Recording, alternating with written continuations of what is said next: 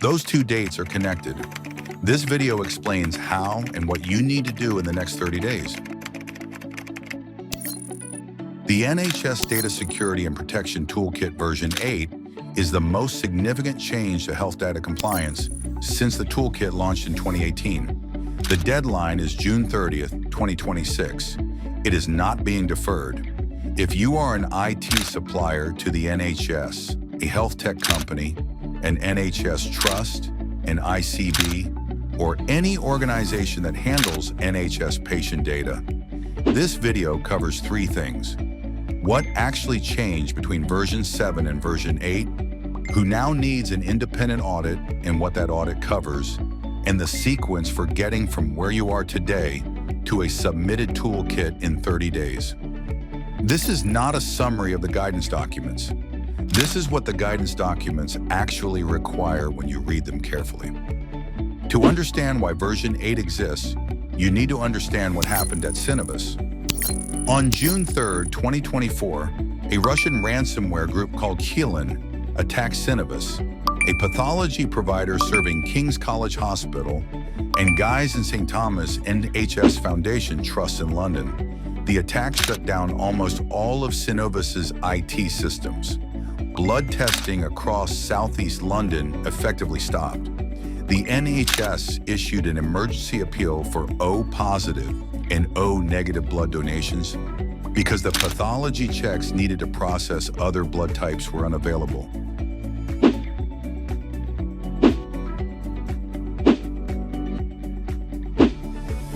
A patient death at King's College Hospital was linked to the attack, the first publicly acknowledged ransomware-linked death in the NHS. King's College Hospital confirmed the death and conducted a formal review.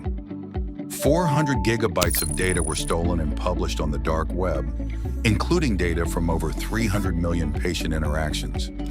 The forensic investigation took 17 months to complete. The direct financial loss was £32.7 million, disclosed in Synnovis' Companies House filings. As of April 2026, King's College London researchers describe ransomware as the most significant current cyber threat to the NHS and warn that a single major technology failure could have serious consequences for patient safety. The DSPT version 8 is the Department of Health and Social Care's structural response. The Cybersecurity Strategy for Health and Social Care to 2030 committed to adopting the NCSC's Cyber Assessment Framework as the principal cyber standard for the NHS. Version 8 delivers that commitment. Here is the structural change, stated plainly. The old DSPT was built on the National Data Guardian's 10 data security standards. It was a checklist. You answered a list of prescriptive control questions. If you ticked enough boxes, you achieved standards met. Version 8 moves away from that model entirely for the organizations where it matters most.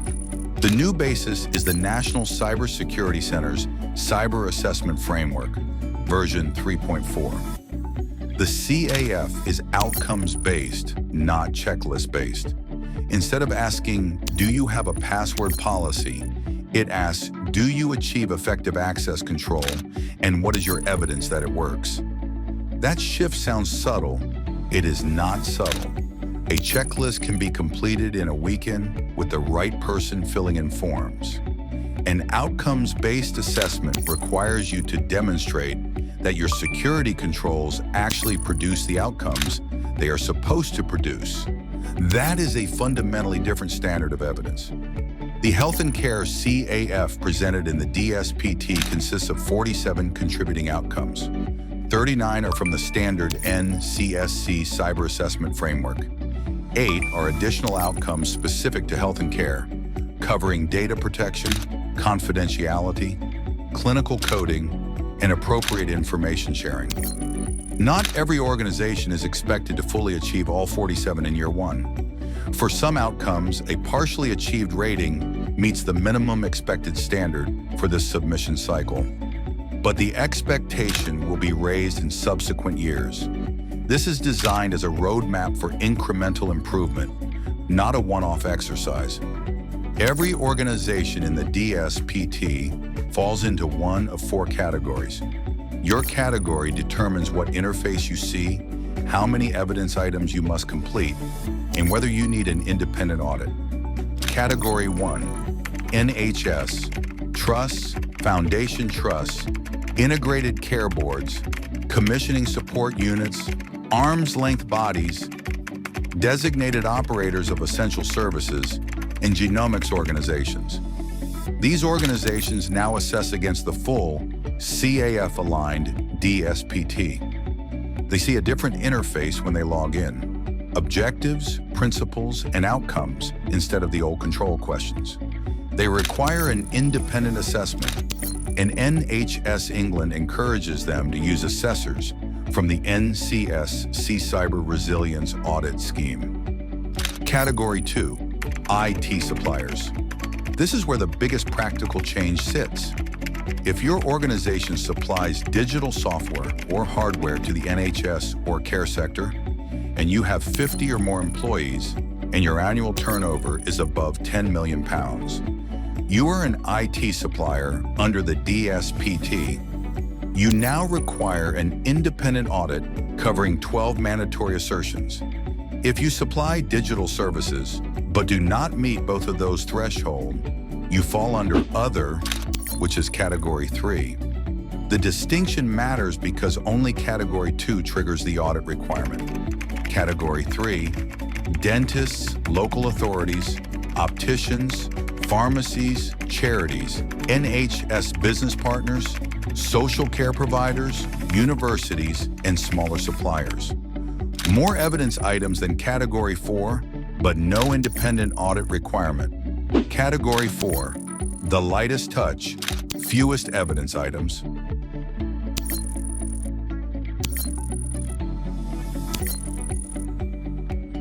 If you are a Category 2 IT supplier, here are the 12 assertions your independent audit must cover. I am going to name each one and tell you where we see organizations fail. Assertion 1.3, governance, accountability and oversight for data protection and security. Where this fails, the board has delegated responsibility to a DPO who reports to HR, not to the CTO or CISO. The governance line does not reach the people who make technical decisions. Assertion 4.2, access control, identity and access management across systems and networks. Where this fails, shared credentials, service accounts with no rotation policy, joiners, movers, and leavers processes that are documented but not followed. Assertion 4.4, privileged access, management of admin and elevated permissions. Where this fails, developers with production admin access that was granted for a deployment 2 years ago and never revoked. Assertion 6.1, incident reporting, a confidential system for reporting breaches and near misses. Where this fails, the system exists on paper. No one has used it. There is no evidence of a test or a drill. Assertion 6.3, vulnerability management, addressing NHS digital advisories and learning from past incidents. Where this fails, advisories are received by an unmonitored inbox.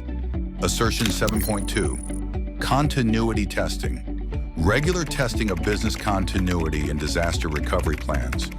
Where this fails, the plan was written. It has never been tested. The contact details in the plan are for people who left the organization. Assertion 7.3, incident response, capability to contain and manage incidents effectively. Where this fails, the response plan assumes the IT team is available. It does not account for an attack that takes out the IT team's primary communication channel. Assertion 8.3, patch management, keeping all supported systems fully up to date. Where this fails, the patching policy covers workstations. It does not cover the medical device firmware, the embedded systems, or the third-party integrations. Assertion 8.4, network defense, managing vulnerabilities to prevent disruption. Where this fails, flat network architecture, No segmentation between clinical systems and corporate systems. Assertion 9.3, system security, protecting key systems from exploitation. Where this fails, legacy systems running unsupported operating systems with no compensating controls documented. Assertion 9.6, firewall management, ensuring boundary firewalls are configured, maintained, and reviewed. Where this fails, firewall rules that have accumulated over years with no review cycle. Rules created for a project that ended 3 years ago are still open. Nobody owns the rule set. Assertion 10.1, supplier assurance, managing the security risks posed by your own supply chain. Where this fails, and this is the one that matters most for IT suppliers because it is recursive, you are being audited on whether you audit your own suppliers.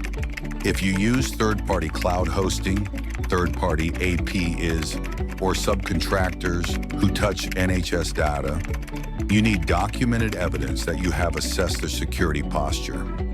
Most suppliers we work with have never asked their own vendors for a security attestation. If you are watching this video and your DSPT submission is not yet ready, here is the sequence we run. Week 1, triage. Download the V7 to V8 log of changes from the DSPT news page. Walk every change item against your previous submission. Mark which previously met items now require new evidence under version 8 wording. If you hold ISO 27001 with scope that covers all NHS data processing, map it. An ISO 27001 certificate with appropriate scope auto-completes applicable DSPT evidence items. Partial scope, for example covering only your head office or development environment, is supporting evidence, not a complete answer. Week 2, evidence assembly. For each assertion or outcome, collect the actual evidence, not a policy document, the evidence that the policy is followed. Access logs, patching records, incident drill reports. Board minutes showing data security was discussed. The shift from checklist to outcomes means the assessor is looking for proof of practice, not proof of paperwork. Week 3, if you are Category 2, book and begin your independent audit. Do not leave this to Week 4. Assessors are in high demand as the deadline approaches. If you cannot secure an assessor in time, you will miss the deadline regardless of how ready your evidence is.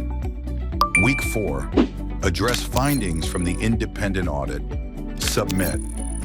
If there are items you cannot fully meet, document them honestly. An improvement plan with a credible timeline is a recognized path. The DSPT allows for an approaching standards status with an approved improvement plan. Submitting with honest gaps is materially better than not submitting, or worse, submitting with fabricated evidence.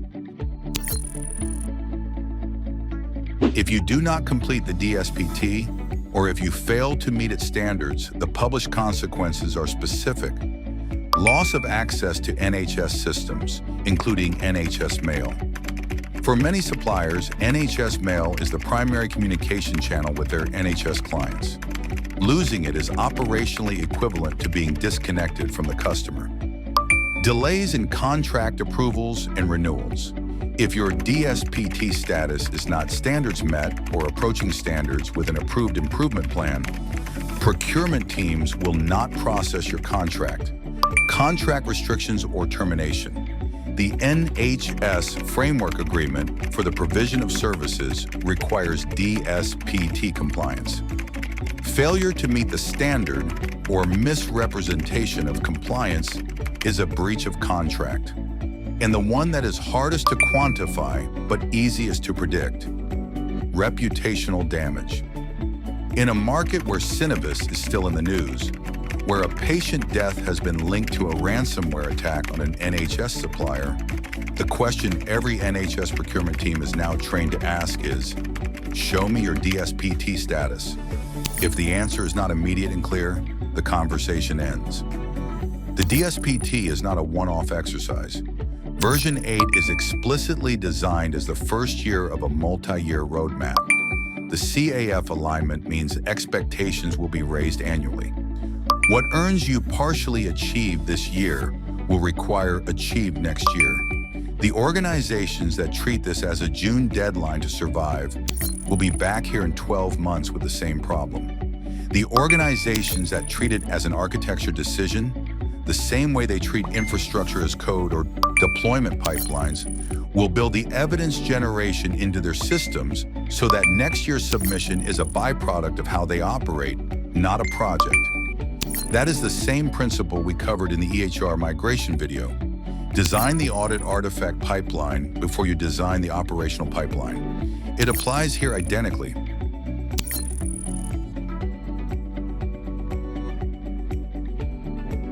We have put the full DSPT V8 compliance sequence into a checklist. Every assertion for Category 2 IT suppliers mapped to the evidence each one requires, the common failure modes we see, and the ISO 27001 controls that map to each one. If you hold ISO 27001 or are working toward it, this document shows you exactly where the overlap is and where it is not. Link in the description. Same as the last two videos. Tell us where to send it and we will. Last video, what happens when your clinical AI starts hallucinating? Watch that next if you have not already. This is the algorithm.